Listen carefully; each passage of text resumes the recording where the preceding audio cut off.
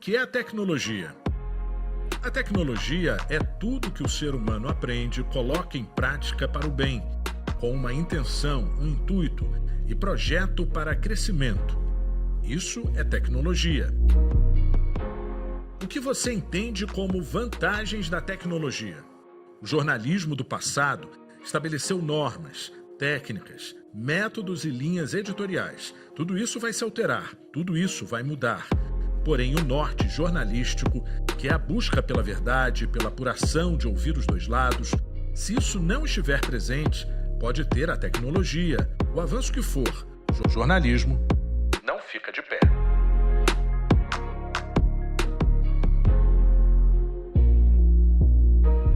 Acho que não só o jornalismo está sendo repensado como a mídia, né? Como a mídia que você usa para fazer o jornalismo está sendo repensado, como toda a mídia está sendo repensada. Essa quantidade de informação, essa capacidade de informar que a gente teve agora no período da Covid, né? Em que muitas coisas que poderiam ter sido muito piores deixaram de ser justamente porque você conseguiu mobilizar as pessoas, organizando, fica em casa, não sai, usa máscara. E a própria comunicação entre os pesquisadores, entre os cientistas do mundo inteiro foi fundamental. Tá mais fácil de você, mandar uma notícia. O jornalismo teve essa função também de você meio que dar uma tranquilidade para as pessoas no momento de pânico. Tipo, você não entre em pânico. A gente está trabalhando para te salvar. Nós tínhamos dificuldade de fazer transmissões ao vivo, né? Não tinha facilidade de comunicação nos locais para as transmissões. E hoje, assim, a gente faz ao vivo de qualquer lugar, né? Então, só a notícia, na verdade, ela está junto com a gente. Então, assim, isso pro jornalista, para o profissional da área, isso trouxe uma gama de possibilidades que ele pode explorar dentro da sua competência profissional. Assim, a tecnologia hoje, ela é agregadora com certeza para os funcionários da área de comunicação, principalmente jornalistas. Cada vez mais a sociedade da tecnologia, ela pressupõe que você tenha conhecimentos. É a tecnologia servindo a tecnologia. Para eu me tornar uma profissional editora de imagem que vai lidar com a tecnologia, a própria tecnologia das redes sociais, do YouTube da vida, me fizeram aprender. Eu acho que foi primordial para a comunicação em si, né, principalmente para o jornalismo, ter esse avanço tecnológico. Não só o jornalismo, mas com toda a televisão, as pessoas vão ter que repensar suas carreiras, quem pensa em trabalhar nos formatos antigos de televisão. O que separa uma pessoa que tem um celular de um jornalista formado com um celular na mão? Conhecimento, técnica e principalmente ética. Então, se tem uma coisa que o jornalismo do passado ainda vive nos dias de hoje, é essa técnica, esse rigor com a verdade, esse rigor com o fato. Tudo tem um ciclo. Tudo tem um ciclo. Então é um ciclo de renovação. Você não vai ficar aqui para sempre, eu não vou ficar aqui para sempre.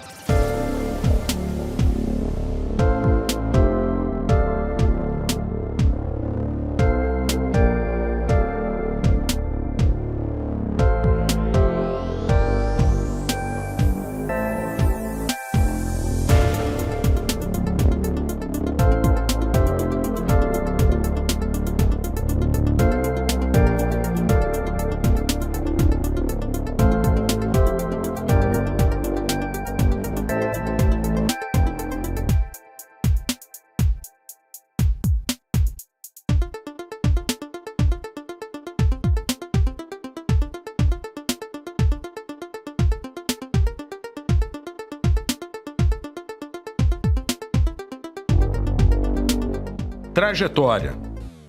Ser repórter foi uma escola muito, muito boa e quando eu fui para edição isso não foi uma coisa difícil para mim. Aí eu fiquei um tempo grande na Record. Ao todo eu fiquei 12 ou 13 anos na TV Record, contando esse período em que eu fui repórter também. Passei como repórter durante cerca de 1 ano e meio, 2. Voltei nesse período em que eu fui editor e virei editor-chefe e depois gerente de jornalismo, que foi um cargo que eles criaram para algumas pessoas e eu era uma delas. Eu saí da Record em 2016. Bati alguns recortes de audiência como editor-chefe. Eu pude me tornar um gestor na Globo, né? Liderei equipes na parte de externas. Participei de grandes eventos esportivos, como Copa do Mundo, Olimpíada. Em 2008, eu fiz uma transição de carreira. Dentro de um recrutamento interno do Grupo Globo, eu passei para a área de entretenimento, onde eu fui gestor do Centro de Pós-Produção, que é o local que concentra todos os programas Grupo Globo, né, da parte de entretenimento, onde eles são finalizados e entregues à exibição. Foi uma grande experiência, foi a minha última grande passagem pela área comercial. Como eu já tinha trabalhado com os evangélicos, vou procurar trabalho em televisão evangélica novamente. Trabalhei com um reverendo chamado Reverendo Caio Fábio, numa emissora de TV chamada Vinde TV. Isso era em Acari. Trabalhei lá há algum tempo, de lá fui convidado a trabalhar na TVE, porque tinham outras pessoas que viram meu trabalho lá. E na época eu era meio que um faz-tudo, né? Eu sabia fazer de tudo. Eu sabia trabalhar no controle master, operar a câmera, fazer direção de imagem. Eu era um faz-tudo dentro da televisão. Na TVE, eu conheci uma pessoa ligada à Rede Globo, né? Que até virou meu padrinho de casamento depois, a gente ficou muito amigo. E esse cara me levou para a Rede Globo. Ele era editor do Fantástico, viu eu trabalhando na TVE, gostou do meu trabalho como editor e me levou para a Rede Globo. E na Rede Globo, entrei lá para editar Caldeirão do Hulk, na época, há muitos anos atrás, quando o Luciano Huck estreou na Rede Globo. E aí foram várias entradas e saídas da Globo, né? Eu trabalhava às vezes por produto, trabalhava às vezes terceirizado, trabalhei por cooperativa, trabalhava às vezes na produção de uma novela, num reality show, sempre entrava e saía. E na TV Globo desenvolvi dezenas de projetos também. Depois passei um tempo no Sport TV, Multishow, fiz alguns seriados do Multishow, e aí eu pedi demissão da TV Globo, né? Pedi para sair e resolvi vir estudar inglês nos Estados Unidos, né? E aí, chegando nos Estados Unidos, o que eu sei fazer? Edição de imagem, né? Trabalhar em televisão. Então, e trabalhei muito com evangélicos no Brasil. O que eu fui fazer? Novamente, fui procurar igrejas evangélicas para trabalhar nos Estados Unidos e acabei trabalhando um tempo aqui na Igreja da Graça, na rádio. Eu era o noticiarista, né, do jornalismo da rádio. O nome é Nossa Rádio USA, é uma rádio AM 1260 e também é 1400 AM na Flórida. Ela funciona na Flórida e em Boston. E aí, continuando mantendo, né, trabalhando no jornalismo e tudo mais, e na área de comunicação. Ainda tinha, na faculdade, uma ilha de edição máquina a máquina, que é aquela que você grava de uma fita para outra, né? De uma fita beta para outra. Isso não existe mais de forma nenhuma. Em nenhuma faculdade de jornalismo hoje você vai ver uma ilha de edição máquina a máquina, né? Quando eu entrei na Globo pela primeira vez, quando eu era estagiária, tinha acabado de fazer a migração da fita beta para o disco ótico, né? Quem trabalha em televisão sabe que é o disco ótico. Então, assim, era ultra novidade. Todas as ilhas deixaram de ser máquina a máquina. Então, eu acompanhei essa mudança. Eu sou a geração que viu essas mudanças em muitos aspectos, né? Comecei na TV Manchete e tal, em volta de 1984 e tal, onde se fazia videotape. Era um BT, um BVU 110, que era o equipamento mais que a gente mais usava em externos, né, de jornalismo. Então daí para cá foi uma série de mudanças, né? Passou-se para beta, passou-se para mídia, cartão, e agora a gente está gravando num cartãozinho, né? Dos anos 90 para cá, né? Você pode dizer, foram 20, 30 anos, mas o tipo eu me lembro, isso é até uma coisa legal de contar, que eu fui a primeira pessoa, o primeiro repórter de TV a sair com um telefone celular na história do Brasil. A Manchete fez um convênio, não lembro qual era a empresa, e o telefone celular era uma caixa, parecia um rádio Transglobe. Rádio Transglobe era um rádio que você podia ouvir rádios do mundo inteiro em ondas curtas, e ele parecia eu tinha até um rádio Transglobe em casa, e parecia muito, era uma caixa desse tamanho com um telefone, com um fone, né, apenas, né, ligado por um fio a essa caixa, e uma antena. E você andava, era um verdadeiro telefone móvel, só que era uma caixa, parecia uma maleta 007.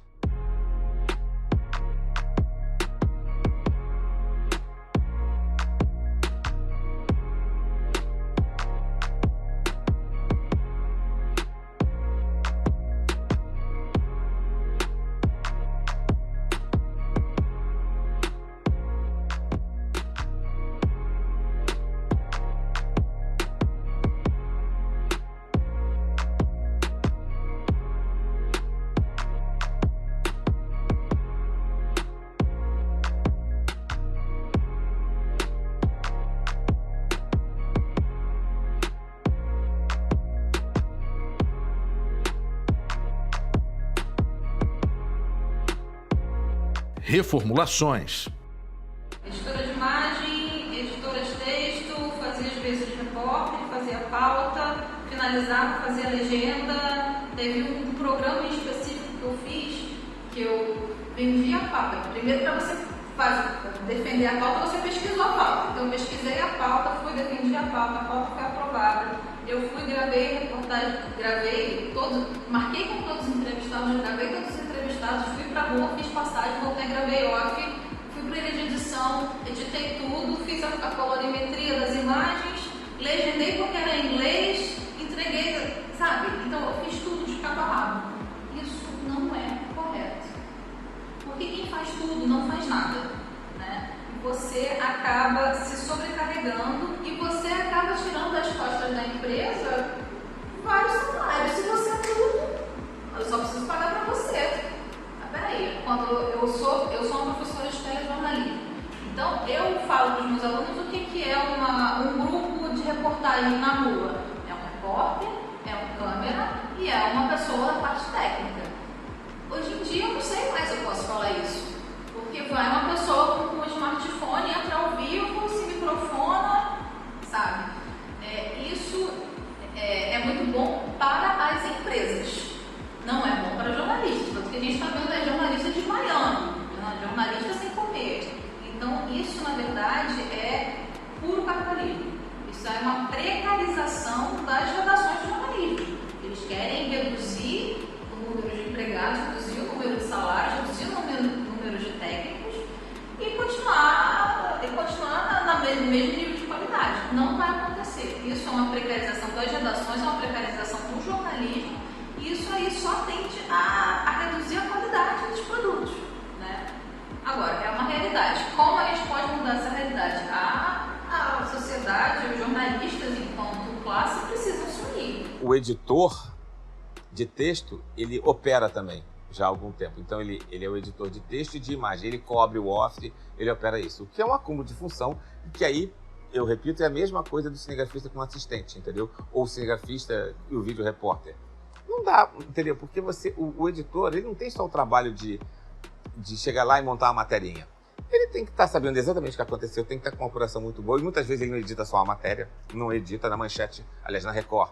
Na época do Balanço Geral, que eu chefiei durante algum tempo, você tinha, às vezes, um editor com 4 matérias ao mesmo tempo. Porque o jornal era muito grande, você tinha 4, 5 editores para fazer um monte de coisa, entendeu? Então, você não pode pegar o cara que está preocupado com a informação, em passar o texto com o repórter, com checar um monte de coisa e obrigar o cara a perder esse tempo também cobrindo matéria, entendeu? Porque eles querem economizar uma merreca, entendeu?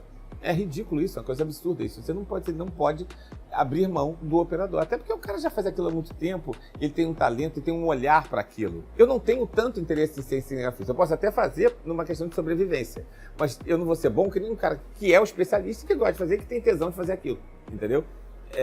Mas eu posso fazer. Todo mundo pode fazer alguma coisa. Eu posso virar motorista, eu posso tentar ser arquiteto, vou aprender. A técnica, pode ser que eu aprenda, até me dê bem, mas não é uma coisa que eu não quero fazer, porque eu não gosto de fazer. Entendeu? Então é a mesma coisa do editor, que passa a ser também um editor de imagem. Além de ser uma exploração, eu acho que o resultado final não é bom. Então, pode ficar razoável, as pessoas passam a aceitar. Você vê no ar, né, algumas coisas que em outros lugares onde eu trabalhei são impensáveis de ir para o ar.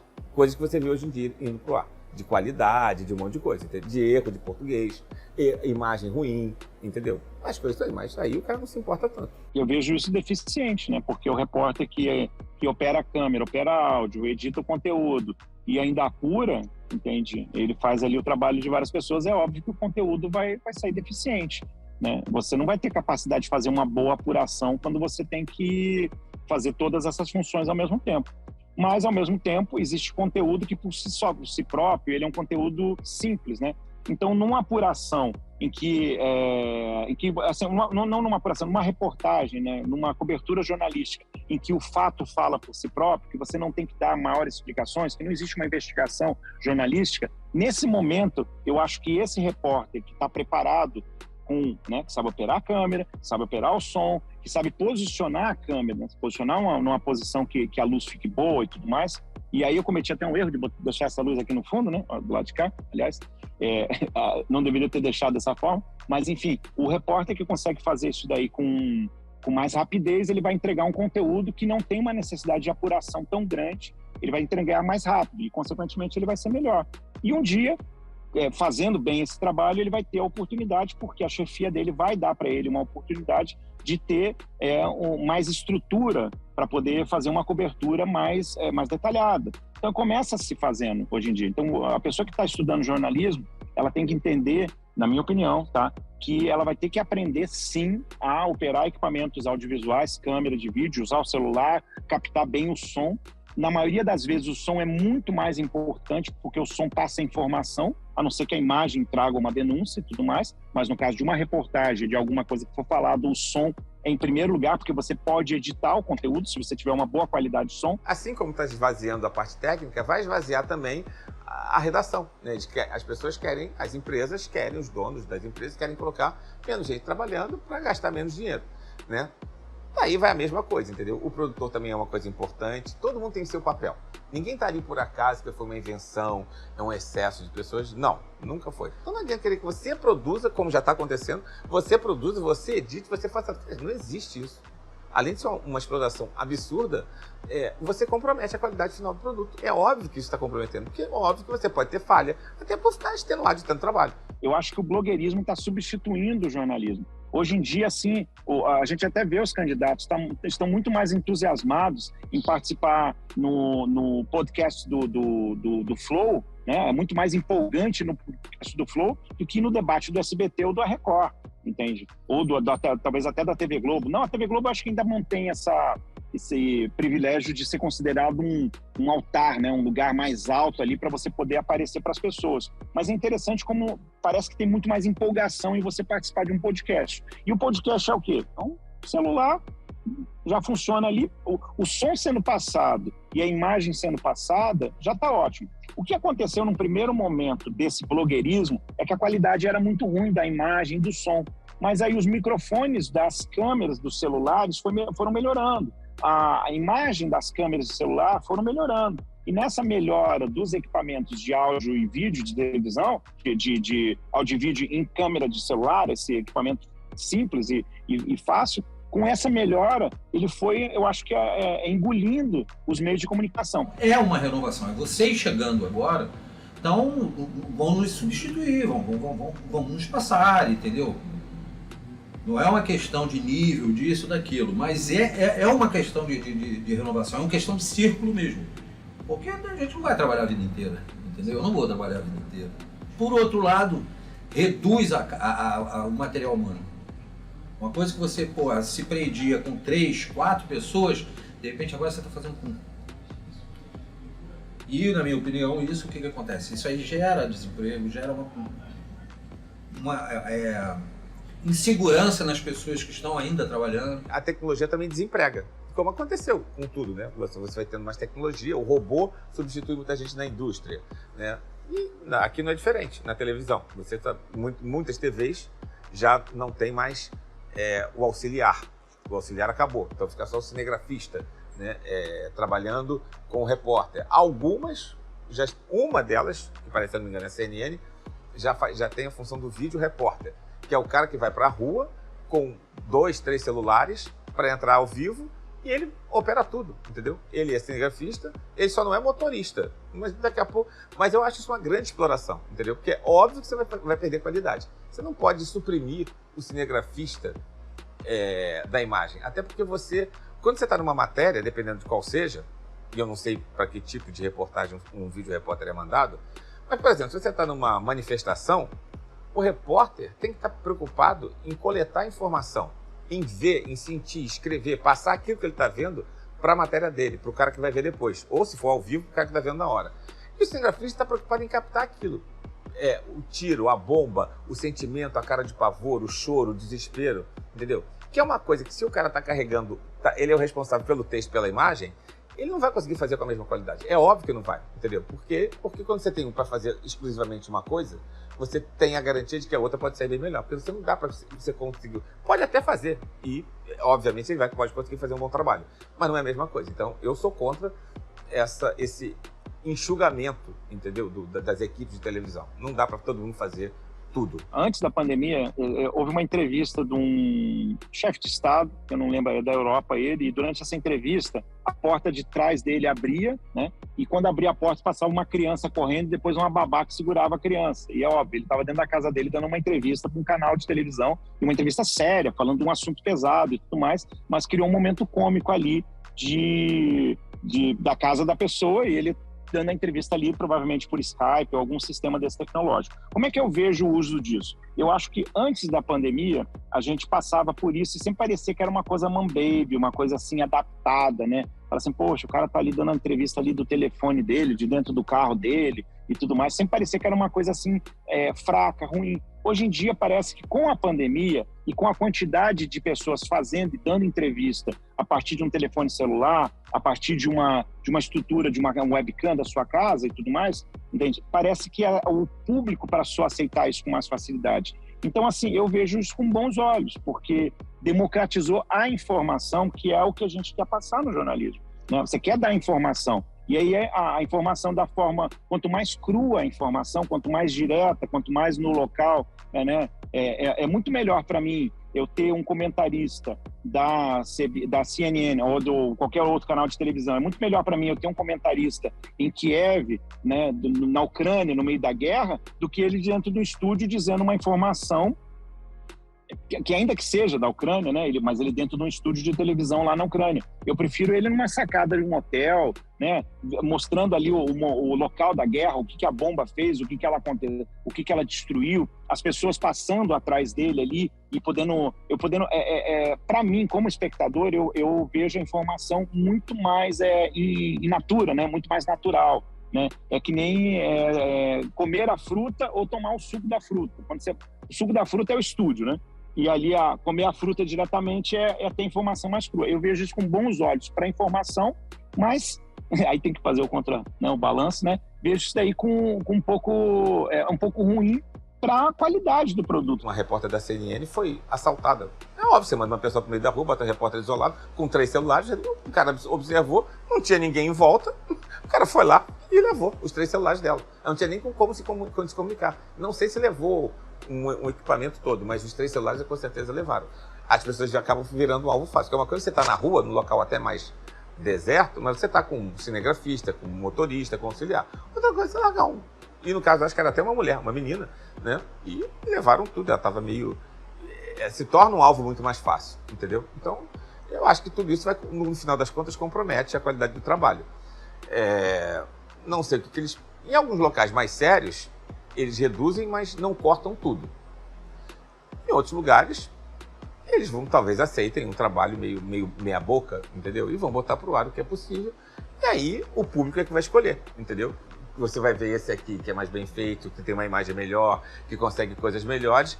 Ah, mas por que consegue? Por causa de tudo isso. Porque paga melhor, porque investe mais, porque tem mais gente trabalhando, tem gente mais capacitada.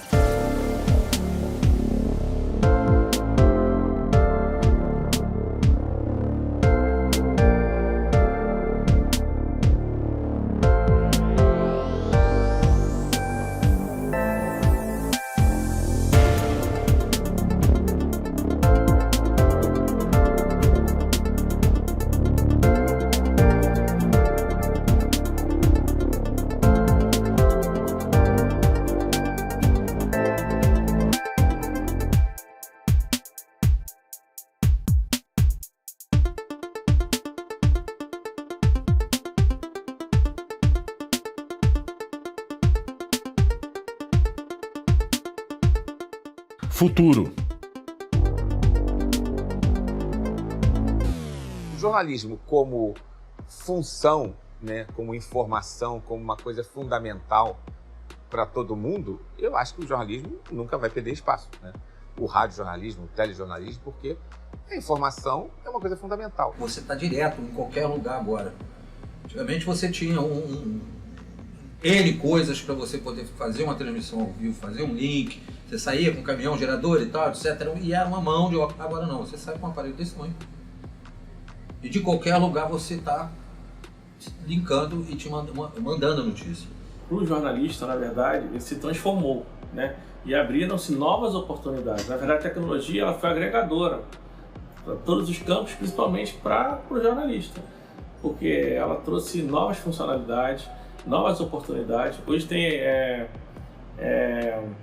tipo atividades que tinha um jornalista, no passado era jornalista de redação, né, que escrevia, jornalista de vídeo, jornalista de redes sociais. Você tem outras formas de se comunicar, de trazer notícias, né, que não existia no passado. Então, assim, a tecnologia hoje, ela com certeza, o profissional o jornalista que sabe explorar esses recursos, ele tem uma vantagem competitiva imensa em frente aos demais.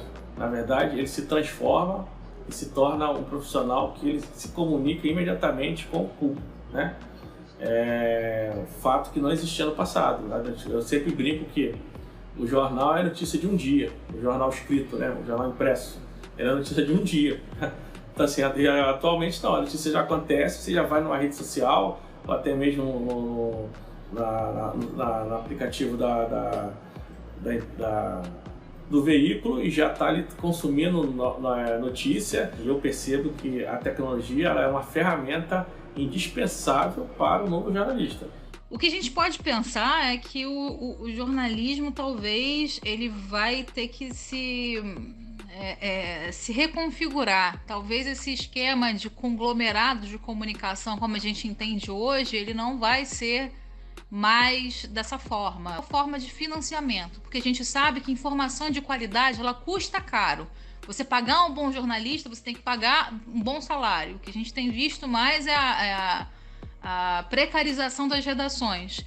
E se essa lógica mercantil e essa lógica capitalista se sobrepuser, na verdade, a lógica do jornalismo de qualidade, da informação de qualidade chegando até as pessoas, a gente não vai ter mais informação de qualidade, a gente vai ter muita dificuldade nos tempos futuros de entender o que é a verdade, o que é informação, qual é a realidade que nos cerca, o que de fato está acontecendo. Eu, como sempre trabalhei nesse segmento de jornalismo, né, há muitos anos, assim, essa parceria, o profissional jornalista e o profissional de tecnologia, ela é importante porque é a forma que a gente traz mecanismos para que o profissional possa fazer a comunicação mais eficaz com a população, né? Então, assim, o jornalista é um parceiro e que a gente está o tempo todo excitado a trazer novos recursos para que ele possa melhorar a rapidez e a forma que entrega o conteúdo para a população. Então, assim, é uma parceria fundamental. Eu não tenho a expertise de comunicar. Ao mesmo passo, o jornalista não tem a expertise da parte tecnológica. Quem está se formando agora é a próxima geração que vai trabalhar na televisão e vai trazer informação, televisão, rádio, internet, principalmente internet, né? E o conselho que se eu puder dar para os colegas aí que estão se formando aprendam a manipular a tecnologia. A manipular, não estou dizendo manipular, distorcer, a pegar, a usar, aprendam a usar a tecnologia, aprendam muito a usar a tecnologia. O jornalismo é fundamental, acho que eu vejo jornalismo continuando quase que eternamente. A tecnologia e o jornalismo estão se configurando a cada dia. A comunicação vem abrindo enormes possibilidades de manejar e distribuir a informação. Progressivamente, estamos descobrindo um novo modo de se fazer jornalismo.